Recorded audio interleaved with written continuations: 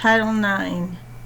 No person in the United States shall, on the basis of sex, be excluded from participation in, be denied the benefits of, or be subjected to discrimination under any education program or activity receiving federal financial assistance. Under 20 U.S. Code 1681.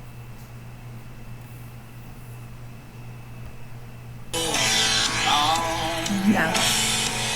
See, I don't know how to use my phone. Yes, the truth. I don't know how to use my phone. So, give me a second and let's see what I can do. Because I can use emergency off. The police might be a little suspicious since I report every driver on powers that goes under 55 after I got pulled over for going under 55. Yes. Another story for another day. Hello everyone, this is Kim. Today I'm rambling with Kim. Because of scheduling issues, I have a couple of authors I want to talk to, a politician, a military, an enlisted military soldier, a single mom. Some of those are coming down the pipeline. And I kind of inundated you with a couple of back-to-back Olympians. Yes, because I'm just that good. No, it happens to be because our high school was just that good.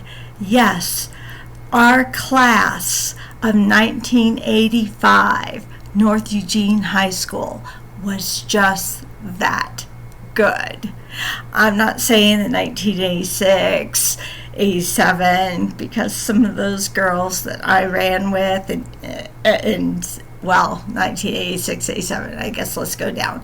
84, 83, 82, 81. Those girls, some of those girls I ran with, especially my freshman year, oh, they taught me so much. I mean, just unbelievable. And to this day, I'm still in awe of them. And if I could get Shannon's red hair, I would kill for it, I swear. But to diverse. Now, I've had COVID. I caught it at the LFG pre-screening, and when I met Brandy Chastity's to try and get a women's professional soccer team into Colorado Springs, unfortunately. Yes, I do have my husband's glasses on because I can't find mine. And I have this weird astigmatism, can't read, age thing. Anyways, and I had planned on segueing into that and into my experience with Title IX, because my experience with Title IX is different than a lot of other girls or women who experience Title IX. And I thought it was really important to tell my story, because my story, particularly around the high school that I grew up in and that small community, has been able to manifest in a way that is not true in any way, shape, or form. Because I left that city, I married somebody in the military, and ended up landing in Colorado Springs and never went back. It has not been a good experience and did not have a good childhood. I will delve into that in some other different sessions or whatever I'm doing on this channel because nobody really knows. Like I said, who knows what I might say? Who knows who might show up? You might end up with 2 Olympians in 1 week, or you might end up with 2 of me in 1 week. And it's really important for me to get out the truth, because for me, everything is about the truth. I will tell the truth. I will always tell the truth, whether it's uncomfortable for me or not. And most people know that about me, even till this day. My military friends know that about me. My husband knows that about me. My children know that about me, which is why some I talk to frequently, others not as much, telling the truth. And so it's very important for me to do this. So most of you know that I was an athlete growing up, but I don't know if you know the kind of athlete I was growing up. And this is going to sound really, I guess, cocky, and I'm not trying to make it sound like I feel like I have like little devil horns growing up, which is what my mother used to say, because her mother used to say that about her, ironically enough. Princess Leia bun on the other half of my head. So I was apparently a very rambunctious child. And it makes sense because I had a couple of rambunctious children as well. My youngest, however, is autistic, and so her rambunctiousness was brought about by that. I had a lot of energy, and I still have a lot of energy. In fact, I spent most of the day trying to go to sleep because I stayed up late working last night, and then I was on my phone and watching a movie, and yeah, before I know it, it's like 3:30, 4 o'clock. It's just crazy. That's me. So I went out for every sport I could. Well, first of all, let's back that up. In our city, I believe I was in 3rd grade, my father put me on a boys' baseball team because we didn't have a softball team. So I think there were only about 3 of us in the city, 3 girls that were on a baseball team at that particular time.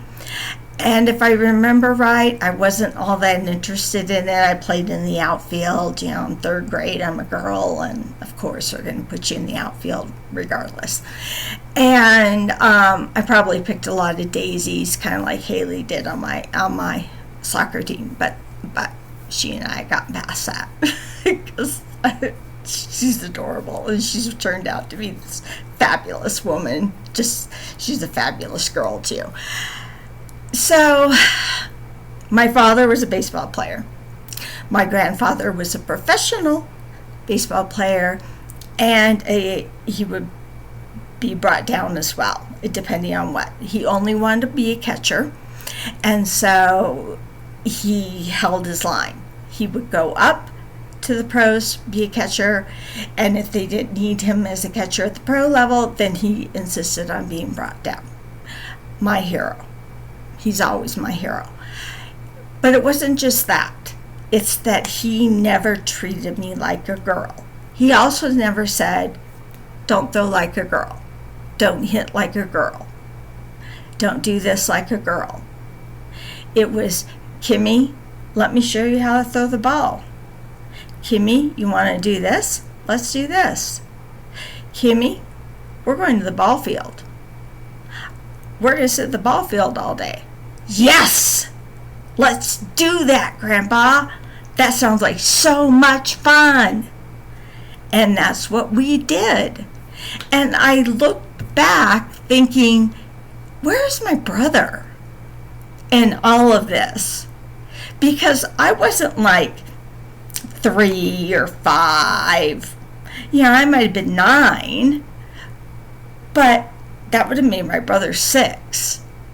And there were times I was 6 with my grandfather, and I could see that maybe my brother was 3. But where was he?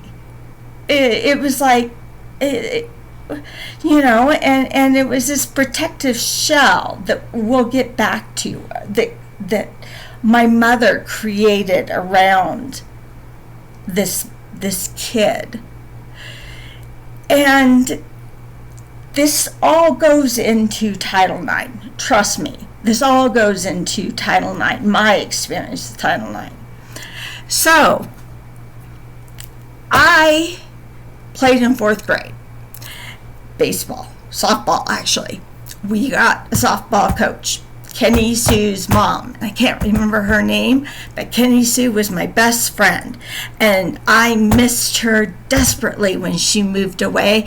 And I still miss her. She was my Facebook friend for a while, and then she disappeared. And I don't know where she went to, but I would love to see her again. Anyways, I had my dad's mitt, and it wasn't even just a regular mitt. He was a pitcher, like for 8th grade. And Kenny's mom took my mitt and held it up to everybody, and she goes, "Never bring a mitt like this to practice or a game. You need to get a new mitt."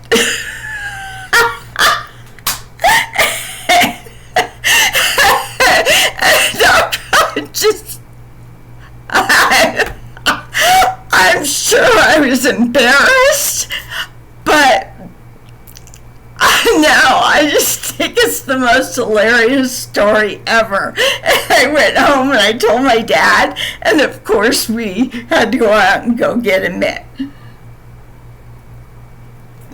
By the way, I don't do sponsorships, but I got off caffeine because my trainers wanted me off caffeine. I'm training for these crazy races in Norway and Sweden. And so the Santa Cruz organic lemonade, I love it in the raspberry and the strawberry flavor. So good. So I'm just going to call them out. And again, I don't do sponsorships at all, but they're really good, particularly for someone who's too lazy to actually make lemonade. I mean, come on. I mean, aren't we all, now that our kids are grown and we don't really have jobs? We have housekeepers and things like that. So anyways, back to that. I still know how to, of course, grease a mitt and break it in. But that was the first thing my dad taught me how to do. And ever since then, I was, like 35 pounds and soaking wet, maybe 4 feet tall. The only thing I could barely hold a bath. The only thing I could do was bunt. Okay, so it was a bunt. Go up there, bunt. And I just had to strengthen myself. Nobody knew what was going to happen. Everyone just basically, it was like, Kimmy's up, bunt. Kimmy's up, she's in the outfield. I think I eventually got closer, like shortstop, because I was developing my skills. The one thing I don't know if my friends remember about me is that I practiced everything all the time.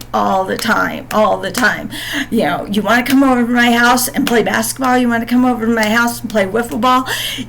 My dad placed the sprinklers in perfect position for first, second, third base, and then he'd get mad because we would use them as first, second, third base, and that, I'm feeling, was not our fault. If he didn't want them being used as first, second, third base, he should not have put them in that place. I mean, seriously. Can I get an amen? Yeah, I know. And he did it in the front yard and the backyard. So I don't have a whole lot of sympathy for him. That, and of course, He's a contractor. Not exactly like it's too difficult to fix it, and he should have known better. He raised me and my brother to play ball. So, anyways, that's my little rant, Dad. Sorry. You want ball players? You got them. And this goes on. So I practice all the time. My 5th grade year, I was getting a little bigger. Not much, because the season sport before that was basketball. And guess who wanted to play basketball? Yeah. And my dad's like, you want to do what? Kimmy, you want to play basketball? Of course. Linda, Kimmy wants to play basketball. Yes. You sure you want to play basketball? You realize you're too short. Yeah. But not really too short. I mean, come on. I'm not too short. I mean, I'm going to grow eventually, right? I'm not going to stay 4 feet tall for the rest of my life. So why not start now? All my friends are playing. Come on. Some of my friends are just a little bit taller than I am.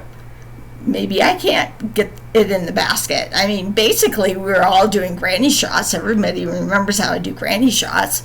And me and my brother had a Nerf hoop in his bedroom, and we constantly, it was no blood, no foul in that little room. I mean, the room was like 8 by 8, and we were just bouncing off the walls and dunking and elbowing, and we were learning how to play basketball in that room. So, again, fair game. So, yes, the next season is softball, and I want to play catcher, and I want to play catcher. So I want to play catcher. Can I play catcher? I want to play catcher. I don't want to bunt. I want to play catcher. I don't want to bunt. I don't want to bunt. I don't want to bunt. Can I please play catcher? Can I please just try and play catcher? Please, please, please, please. Yes, that was me. Constantly. But how are you going to get anywhere? Seriously, how are you going to get anywhere if you do not do that? Particularly if you're a female. You're just going to go sit in the corner and wait for somebody to say, Kimmy, come on. I think you should go play catcher. Or, no, you're just going to go stay in the outfield for a long time, because you're going to be short and you're never going to do anything but bunt because we decided you're going to bunt. And basically, that's the only way that women get where they need to get. That's the whole reason for Title IX. The women before Title IX were asking,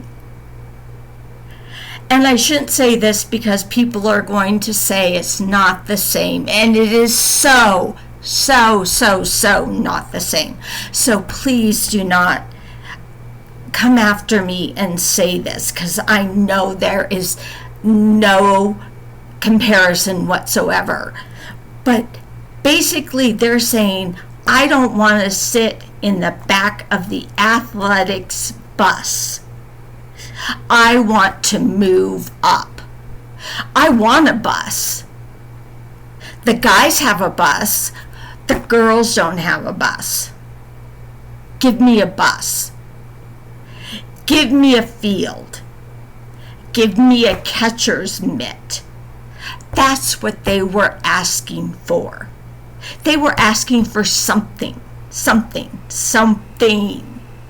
And they kept asking, and they kept asking, and they kept asking, and they kept asking, and they kept asking. And they didn't stop asking.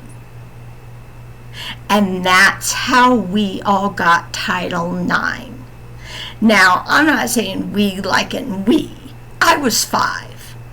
And I didn't know about Title IX until I was basically in high school.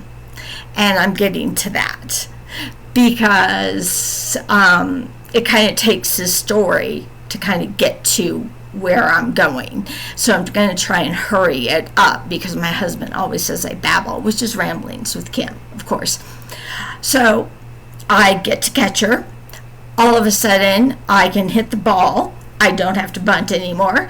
I become a pretty good catcher. My 7th grade year, I start playing soccer. I become pretty good at soccer. I had wanted to play earlier, but my mother put my brother in a camp, and she wouldn't let me play because I was good at everything, and she wanted him to have something that he could be good at. As a mom, I could somewhat see it, but not really. Just because I'm good at everything doesn't mean you keep someone out of something that they're good at because someone isn't good at something. And just because he wasn't good at anything doesn't mean that I should not have equal access. That's what Title IX is. But we don't have Title IX in the house. You only have Title IX at school. You know, it would have been nice if we had Title IX at the house. It would have made my life a whole heck of a lot easier. Trust me. I could have just whipped out the paper and said, Title IX. Title IX, that means I get to do that too. You know, I'm sorry. It's not my fault he can't play sports as well as I can. It's not my fault. But you know what? When I didn't make the 7th grade AAA team, what did I do?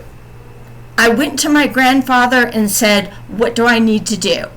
I think it's because I couldn't make a left-handed layup. He said, well, then you need to practice your left-handed layups. You know what I did? I sat out in the garage and I worked on drills. I worked on snapping passes.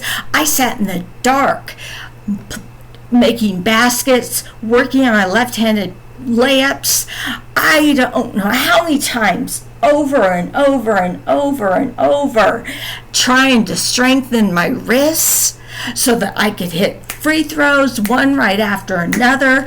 I played with my friends during lunch. No blood, no foul. No names are gonna be mentioned this time. We had a great time. I worked at it. I worked so hard so I could make that trip or the school team. And when the list went up and I saw my name, I almost started crying because all that work paid off. All the work that I had done had paid off. But not only that, I was scoring. I was like the 3rd highest scorer most of the games. And I mean, we had a girl who was 6'3", and she was scoring all the time. I mean, she was really good, obviously. I won't mention her name either, just because I haven't gotten permission to mention anybody's names. But she was obviously very good. But the next year when I played basketball, I was scoring even more. So it didn't have to do with my height. It had to do with the fact that I learned how to play basketball. Now, I didn't play in high school because I knew who the coach was, and I knew my parents would not protect me from him. Now, this is going to go into a documentary, so I hesitate to say too much because there are parents who will protect you from your coaches, like my sister-in-law, whose father just took over the coaching positions so she could just scoot on in and didn't have a problem. It was like, welcome Brandy to the team. Your dad is here and you can do whatever you would like. I did not have that opportunity. Now, in between time, this is when they found out, seventh grade is when they found out I could run, which should have been no brainer because I ran everywhere all the time, barefoot, shoes, flip-flops, it didn't matter, I just ran. So Mr. Timms has our first day. Mr. Timms was our coach for junior high, and he has us go out for a 5-mile run. Well, I don't know what 5 miles is, and I don't know how fast I'm supposed to run or who I'm supposed to run with or how I'm supposed to keep up. He doesn't tell us anything. So I'm thinking I'm supposed to keep up at the front of the pack. Well, I kind of do, and I kind of just am done at the end of the day, and I get home and fall asleep. And my dad still he did joke until, I don't know, 20 years ago when we stopped talking, that that was the happiest day of his life, because that was the only day that I came home, fell asleep, and gave him a peaceful night because that's how much energy I had. Now, my brother never ran track. I don't know why. I think I got really absorbed in all of the athletics that I was doing because they discovered how fast I was. And it came quickly. It came quickly, but it came quickly at the expense of my talent and the lack of decent coaches. I had an excellent coach who recruited me to Oregon Elite, and then my junior high and high school coaches were not good. My junior high coach had a good heart, but he did not. He made fun of me and would do things like that. I have asthma, and it developed around 15 or 16, and they thought that I was making that up. I also had bouts of pneumonia and strep and tonsillitis, and they thought that I was making that up. My high school coaches, because I was so wanted all around town because they knew how fast I was, the coaches at the high school, my feeder high school, North Eugene High School, actually threatened to put me in jail if I did not go to that school. And because I had lack of parental support, where I would hear things like, well, go to jail then. Maybe you should go to jail. Those were things I would hear. I would think, okay, well, I'm not going to tell anyone. I'm just going to go to this school. I mean, I wanted to go to South Eugene. Mr. Spickerman was there. I had made friends with Vicki Spickerman, who was really nice on Oregon Elite. Their coach seemed really great, and it seemed like much more of a nurturing environment. They certainly did not say, if you don't go to our school, we're going to throw you in jail. And it just seemed like a better place for me to be. But I couldn't. And they made me start running in 9th grade. And we went to junior high, so it was 7th, 8th, and 9th grade. So they made me go and run at the high school at 9th grade. And my parents loved it, gave them bragging rights. I had already been a junior Olympian in 8th grade, and probably would have been in 7th grade had we known anything about it, but we didn't. And I had just would have been in 9th grade as well, except that the economy tanked, and my father ended up traveling, and we only had the funds to fund one child to do things. And that would be my glorious brother who couldn't do things as well as I could. So we had to hire, like sports psychologists and, I don't know, whatever else he might need,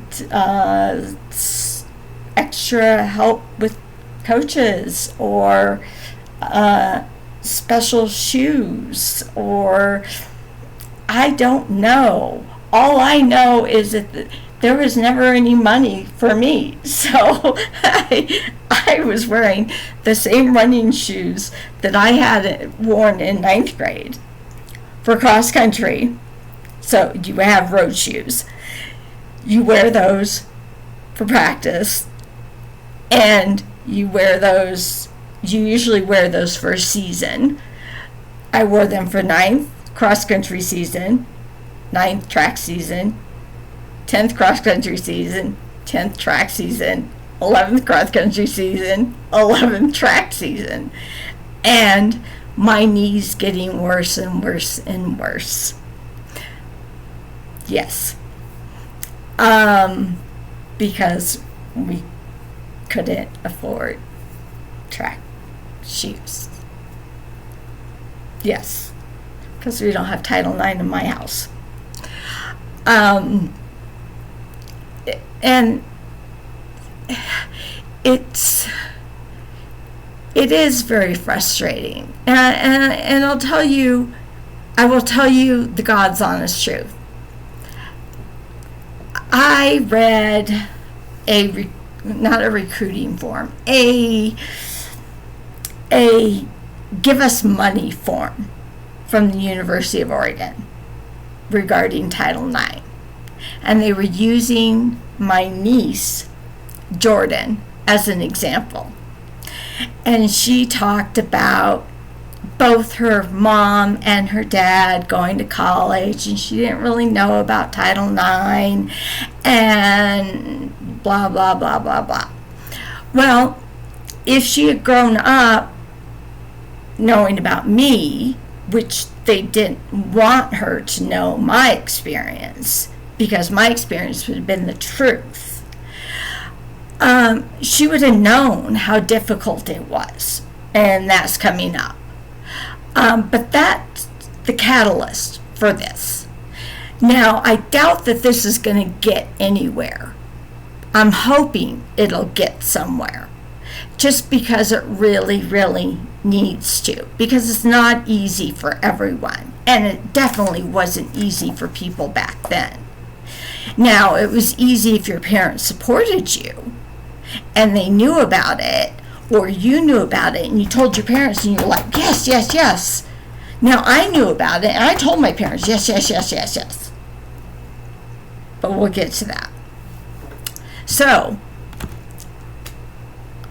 I want to leave parts of this for the documentary. But I quit track in 11th grade because it was horrific. And then I got the wonderful news one holiday that we spent thousands and thousands and thousands of dollars flying back to Podunk, Eugene, from either Fairbanks or North Carolina or Germany, to visit family because they felt we owed it to them, because we were the ones that were moving all over the place. And yes, my husband was risking his life, but we owed them this holiday time, that we could be spending in Germany. But instead, I got to go home, and I am told that, oh no, the track coach is perfectly fine. Brandy had a great time with him. Of course she did. Her dad was right beside her. Her dad was a coach there. Her dad was a teacher there. I can't imagine why. Maybe if you had shown up and seen how when I passed out on the ground at the track because I had asthma, and the other coach had to come and pick me up and ask, what's going on? Are you okay? Why didn't your coaches come over here and help me over to the bleachers? You would have seen. But the problem is, Mom, that you didn't care. So that's the true story. And the truth is that you don't want that story out. You never counted on your daughter eventually having a podcast and starting to talk about issues that are important, that are going on around the world. Now, my daughter got drunk one night and called me and told me my mother had horrible dementia and it was Alzheimer's and she was dying or whatever, and I should say I'm sorry and whatever. I'm sure that's just a lie, even if she is. There's a book you can get on Alzheimer's with the 25-hour day or something like that. I did my internship, my undergrad internship in an Alzheimer's facility. I'll send it to my dad. That should help. Anyways, as you can tell, I don't know her anything. And that's where you have to get rid of some of those toxic relationships. Now you're probably going, oh, well, she got rid of you because you're a toxic relationship. Except that I was never there. I wasn't there. I didn't live there. I mean, I moved with Chris when I think I was 24-ish and never moved back. And I'm 55. Yes. Thank you. I'm 55. So I don't understand where there would be a toxic relationship. I cut them off. I do send my father saltwater candy every place we go because he loves saltwater taffy, and a Christmas card, and that's it. That's all I do. So anyways, I end up quitting track, didn't play basketball. However, I'm a whiz at statistics, and for all of you, and one person actually tried to put me in my place, which I thought was hilarious. I was doing statistics at the ball field, and you know the main ball field. I don't know if you have it anymore, but there's a main ball field downtown. I had several different ones, and there's announcers and there were kids that were usually doing it. I was doing the statistics for the ball teams in between games or when my little brother was playing. I was doing those statistics pretty much until I hit, I couldn't play anymore. So my last year was 9th grade. When I hit 10th grade, somebody's like, Kim, hey, Wormdahl, we need you. Yeah, I have some statistics that need to get done. I heard you can do them. Can you help me out? Sure, why not? I love to do them. Love baseball. Why not? Pretty soon, by my senior year, I'm taking weightlifting, which I absolutely know nothing about. Now I do, thanks to my great trainers, Sharon and Adam. Go visit Adam at Villa Sport. He'll hook you up. He's really good. He's been working on my husband. My husband can't kick my ass, but he can lift like 5 pounds. But no, I'm joking. Totally joking. He does work. He works hard. Adam DeLuca, Villa Sport, Colorado Springs. Look him up. So I didn't know how to lift weights. because that's not why I was there. I was there to do statistics. And at the beginning, he comes up to me and he goes, Wormdahl, there's a Wormdahl that's trying out for baseball. Is he related to you? And I'm looking at him going, seriously. I'm a Wormdahl, he's a Wormdahl. How many Wormdahls do you think there are in this world? How many Wormdahls do you think there are in this here in this high school? Seriously, Selby, come on. Yes, he's my little brother, and he's really good. Take a look at him. He's going to make a good ball player. He goes, yeah, I was thinking that too. I'm gonna really look at him, and I think I might pull him up. I said, you should. You really should, because he's been working hard. So I told that story to someone who knew my brother, and they told me I was a liar. They told me that he would have gotten on the team without me telling that story to Sylvie or not. Yes, she may or may not have. She probably would have, but I still told Sylvie that story. I still talk to Selby about that. It doesn't take away anything. This is what I told Selby. These are the conversations we had. I also did the boys' basketball stats, and they would ask me. They were like, who could do who should be on the line? Who should be on the line? Who do we need to put in next? What's their shooting goal? And I would tell them, because they knew I knew the stats. So what do I go to do? I'm a data analyst. I'm a statistician. I'm a statistician. I can't say the word. I can't say any words because I have a stutter. But eventually I can get some out. So yes, I've been doing that forever and ever and ever. So anyways, get back to that. Quit the track team. And I'm talking about maybe going out for soccer. And I'm talking to my friends. And I talked to Jenny because I was seriously like, do you think I could? Is it even possible? And she goes, well, try out. I think you have a chance. Why not? Go ahead. And you can borrow, I have an extra pair of cleats, you can borrow them to try out in, and why not? And I'm like, okay.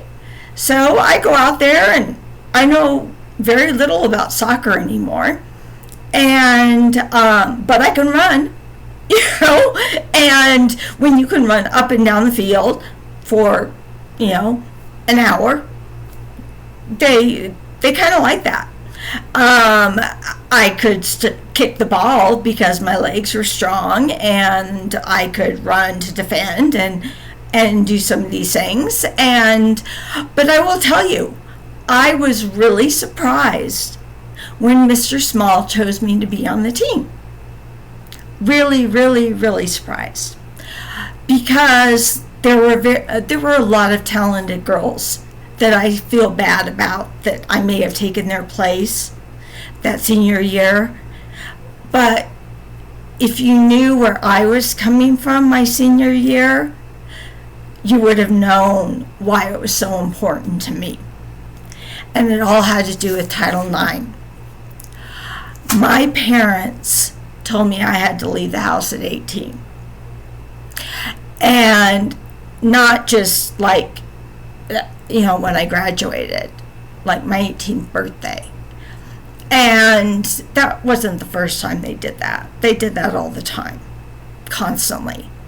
And it made it very difficult to have friendships, keep friendships. It was a constant weight on my mind to try and do homework. I had a boyfriend, to even try and keep a boyfriend. It was very, very difficult all the time, because you always have this negativity, while over here you have this person who is doing just these horrible things all the time and being told how wonderful they are and being given everything that they want. I mean, I couldn't even get cleats for soccer. I literally had to beg for them. I didn't wear shin guards because I couldn't afford them. I just couldn't. And I mean, I couldn't get a ride to school. My mother would make me drive my car to school instead of getting a ride with her. And I don't know how many times my car ran out of gas on the side of the road because I didn't have money. She would give me $5 a week for food and gas. That's it. And that's sometimes. So this is what I'm talking about, the other side of the story. Now, that's where Title IX comes in. They didn't think I should go to college. Girls don't go to school. Girls get married. Girls go to secretarial school. Well, now I'm not saying that because I did take bookkeeping, typing, all the regular things that all good girls took, before the college was, I guess, becoming a norm. And my mother hated me for so many things, but mainly because she got pregnant with me when she was 15, had to drop out of college, and yada, yada, yada. But she hated me because she couldn't go to college. My dad was a wonderful builder. He was an alcoholic. So he had his own demons to deal with while I was growing up. And my brother didn't have to deal with them. I did because I was the oldest. So my brother doesn't remember everything that happens. I do. And he doesn't believe things because he got everything. Yes. I mean, like my dad built his houses. My dad gave him summer jobs. And my dad did all these things for him. And my mother always interfered. So I was the one that was beaten. And my mother broke my arm. And my dad broke my foot. And my dad punched me in the face a couple of times. I mean, these are things that Derek was shielded from. And I was just told that either they gaslighted it or it wasn't that bad. It's just all these things. So my intent was to go to college or university, get a good job, and get away. Enter Title IX. Title IX, where a woman can get a scholarship in their sport that is relatively equal to a man in a different sport, wherever they would go. Now, I was going to go to a smaller college because I thought it would be easier for me. And the smaller colleges actually were more competitive when it came to soccer. And so I applied to Linfield, Lewis and Clark, Willamette, and the University of Oregon. Now, those first three are three of the toughest schools that you could apply for in Oregon. And I was accepted to all of them with full rights. And the University of Oregon, of course, I was accepted, and I received money, and I could easily go there. The problem was that their soccer team was a club soccer team. And if I wanted to try and run, obviously it was going to be a completely different. You heard what Danny had to do, and I just didn't know that I had that kind of mindset. I didn't have that kind of backing behind me, and I wasn't like him. I wish I was. Because his story is amazing. So I decided to go to Linfield. They gave me the most money. And they changed coaches the year I got there.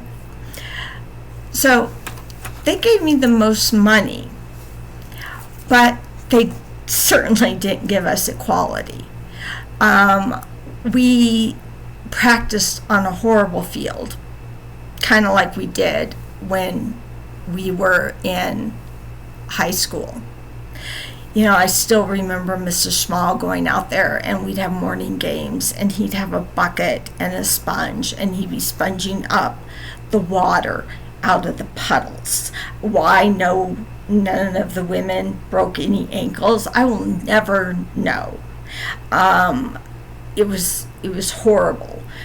The boys got the nice soccer field. Now, 1984 North Eugene High School girls soccer team were the first girls soccer team from North Eugene High School to go to state. Yes, we were. Another reason no one wants me around or wants me to talk, because it was us. And we had amazing girls who have gone on to do some amazing things. I mean, it is. I look at that class and I just go, how did so many amazing women come out of that class? How did it happen? And a lot of it seems like grew up with me. But then I look and there's like a whole lot grew up on the other side too. And I'm like, it's like something in the water that those years, I don't understand. It's just amazing. So I'm looking at Title IX, because Title IX is the only way I'm going to get to school. That is the only way I'm going to get anywhere, is because of Title IX. So I'm talking to my parents about Title IX. They don't even want to give me their tax returns so I can fill out a financial aid form. Then their excuse is, well, you know, Title IX is just ruining everything. Now boys can't get scholarships because they're giving them to girls. So even if the boys are better than the girls, they're not going to get the scholarships. They have to give them to the girls. So you're getting essentially a scholarship that should be given to your brother. I heard that all the time, every single day, constantly. It didn't matter that my brother wasn't as good as I was. He wasn't good enough to do anything. He went to a community college. Then he went to Western Oregon. Well, it seems like a lot of kids from that area went to Western Oregon. But it sounds to me like if he was good enough, he would have been able to go to Western Oregon to begin with. Right? I mean, I came out the gate and I could do more than one sport. He came out the gate, he could barely play baseball. Yes, he may have gotten the award for best baseball player at North Eugene High School. Yay! Okay. I still had a record that I had set my 7th grade year at my junior high school that was there until they tore it down, and then they took all the records down conveniently so that my sister-in-law and all their cohorts, kids, could now put their records up. Now, what will be interesting is apparently, because Brandy had to point this out to me, I completely forgot that we had set the 4x4 record in my freshman year. And she's pointing to it as we're going through, and I'm like, oh, yeah, that's cool. Yeah, because I'm like, what? Yeah, good for you. Yeah, and she goes, oh, you didn't know? No, I'm like, Yeah, I see that's great. She goes, no, you had the record before us. And I'm like, did we? Oh, that's okay. All right. Why? Why? It's kind of like when you won state. You won state on an average day that I just take a jog. I mean, I've got that printed out somewhere too. So please, girl, back off. I mean, seriously, when you went to go play at Oregon State, they weren't even ranked as high as Linfield. You do understand that, right? So every time that Jordan ran onto the field, she had to hear, oh, this is awkward. Her mom played at Oregon State. Yes, but Oregon State wasn't a Division I school when her mom played. And poor Jordan, every single time. I mean, how would you like to hear that every single time, no matter how close you are? So yes, to get back to Title IX, it gave me the ability to go and get my education. But because of the way my household was, the way my parents treated me, the way my brother treated me, I mean, he was as abusive as my parents were. And for his girls to think that he's just this great person, no, he was abusive. And really abusive over Title IX. He may think it's great now, but no, Jordan Avery. He thought Title IX was horrible, and he thought his big sister shouldn't have gotten it at all. At all. So, Jordan, when you're plugging for Title IX dollars to go to the University of Oregon, both your parents did go to college. Your brother, your father, harassed and abused his older sister because she got to go to school because of Title IX. And he didn't think that she should get Title IX funds because she was a woman. He thought those funds should go to him. I don't know if your mother got Title IX funds. I'm going to guess that your late grandfather and your grandmother paid for your mother to go to school, only because your mother didn't have a ranked team when she went to OSU. And so she would have gotten Title IX funds. So that's the truth about Title IX in our family. And it's not a pretty story. It's not all wrapped up in a bow. It's more like LFG on HBO Max, where you're sitting there fighting and you don't know what's going to happen, and you're trying to get childcare, and you're going on Rachel Maddow to try and say why you're fighting for equal funds, and the men are putting out these statements. That's how it was for me in my house. And your mother couldn't even make the effort to go to my graduation party. So, when you're asking people to donate Title IX, find out the truth. Because this is the truth. This is the truth of what happened in our family with Title IX. There's probably more I could add, but this is pretty long. And knowing my family, they're just going to say it's a lie.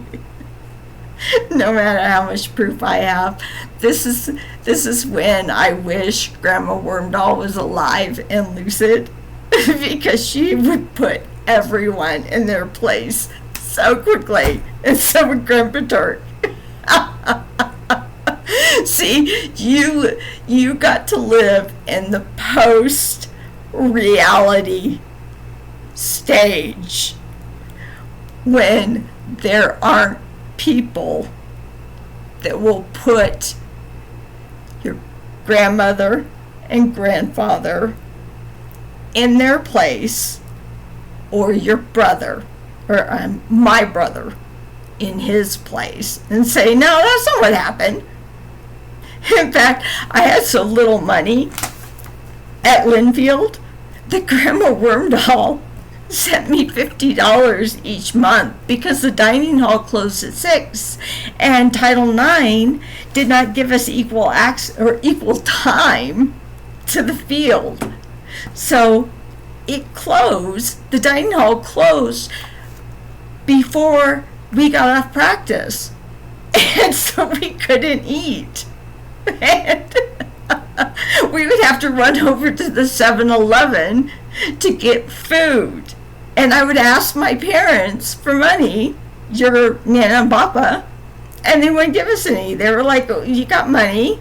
The school gave you money? I said, yeah, for tuition and books.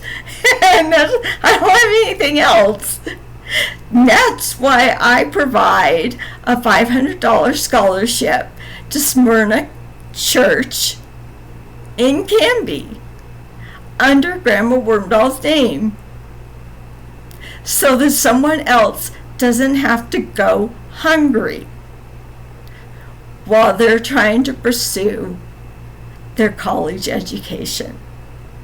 So yes, she would be the first one to put everyone in their place. Anyways, that's my Title IX story. I hope that it gives people a different perspective of what Title IX is, because a lot of people did have to fight it in their home, not just on the streets, not just in the halls of Congress. It's still going on. We're still fighting. We're still fighting. They're going to come and take Title IX next. It's going. And, it's not going to affect you, Jordan. Sweetie, it's not going to affect you. It's not going to affect anybody that can afford to pay to go to college. There are a couple of girls I know who can't afford to pay to go to college. Those are the ones that it's going to affect. And those are the ones that I'm fighting for to this day. So again, that's my Title IX story. And I know it's personal. It's personal. There's no way not to make it personal. There just isn't. So watch it if you want to. If it gets too personal, turn it off. It's not exactly like I have this huge following. Eventually, I think I will. But anyways, we'll see what my next foray into podcast land is, and go from there. I hope everyone has a wonderful day, wonderful afternoon, wonderful evening, wonderful middle of the night, wonderful morning. I have friends from all over the world. I hope you all enjoy this. Love you all.